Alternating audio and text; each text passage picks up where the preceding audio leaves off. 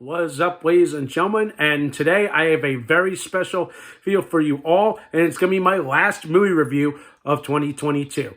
So, the other night, my wife and I went and saw The Menu, and let's see, going into this, I was having some mixed opinions or feelings about this. I was like, okay, is this movie going to be interesting? Is it going to be scary? Is this going to be this or that? And of course, by the end, after seeing this, I was like, okay, wow, just crazy stuff all around. Like, I don't want to give much of the plot away, but the only thing I'm going to tell you now is, like, everyone in this cast was just fantastic. Between Ralph Fiennes, Anya Taylor-Joy, you got Nicholas Hoult, and apparently John Leguizamo. He was a shock cast member I did not expect to be here. And apparently all these characters all have some kind of interesting role.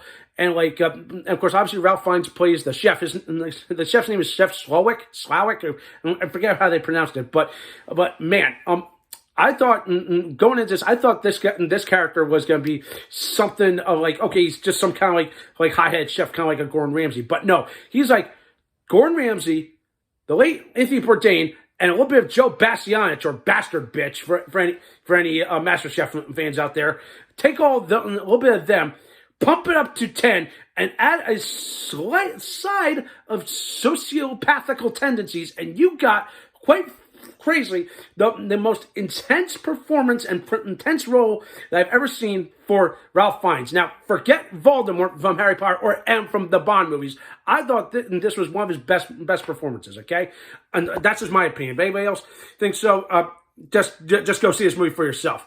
But then you have all these other characters. Like I said, Anya Taylor-Joy plays a girl named Margot. That's what I'm going to leave as is. But as the movie goes on, you learn more about her. It's a perfectly good movie about, let's see, character building, and like it goes in more depth as the story goes on. And of course, all these other characters that you're interested, that you meet, they all are like some of the most interesting people. It's like you've got her boyfriend who's a foodie, played by Nicholas Hoult. In my opinion, good performance. A little bit pompous at times, but damn, I did not like this character. I'm going to be perfectly honest with you. I did not like this guy. But then you have John Leguizamo, who played an actor. They never specify what his name is, even though he's just called the actor. But if you look on IMDb, it actually tells you what his character's name is. They just put him down as the actor.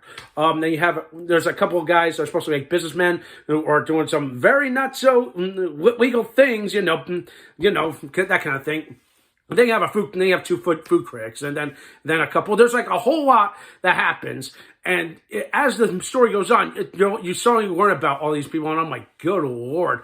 And of course you realize, wait a minute, Anya Taylor-Joy's character is the only normal one, because you find out that she was not supposed to be there. It turns out, the only thing I'm going to spoil right now is her and Nicholas Hoult, that they were an item at the beginning of the movie, but you find out that she was not supposed to be there because he was dating someone else. And since they broke up, he asked her to come along.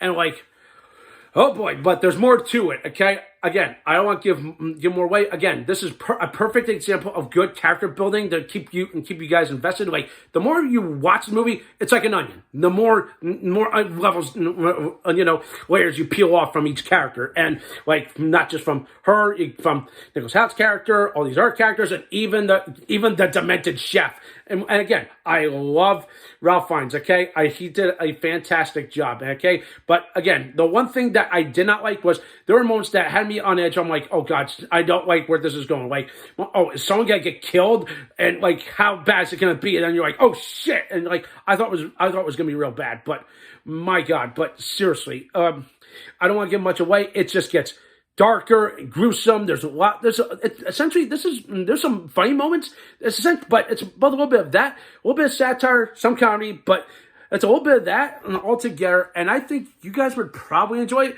if you like that. But I also find this clever.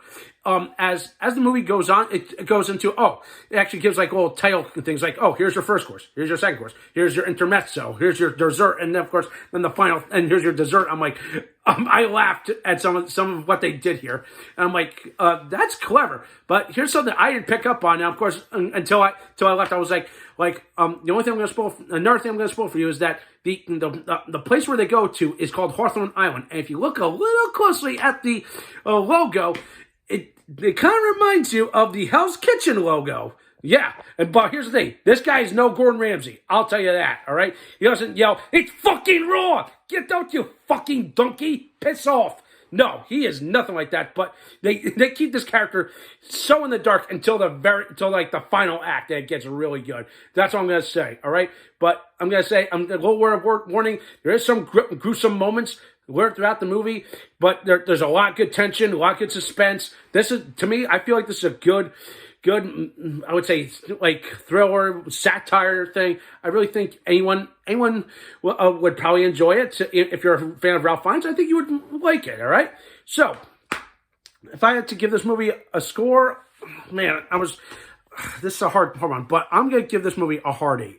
All right. I was gonna rate it a little higher, but I'm like, you know what? I think it's a fine movie, but maybe it's better. But if you guys give it some time, maybe it will be good, okay? But again, word of warning to some things that happen throughout the movie, and of course, I say, give it a watch if you want to, okay? Anything to enjoy your New Year's, all right? All right, so that does for today. Let me know what you think. Those videos, subscribe to my channel, stay tuned for some more awesome videos, and of course, Happy New Year, everybody.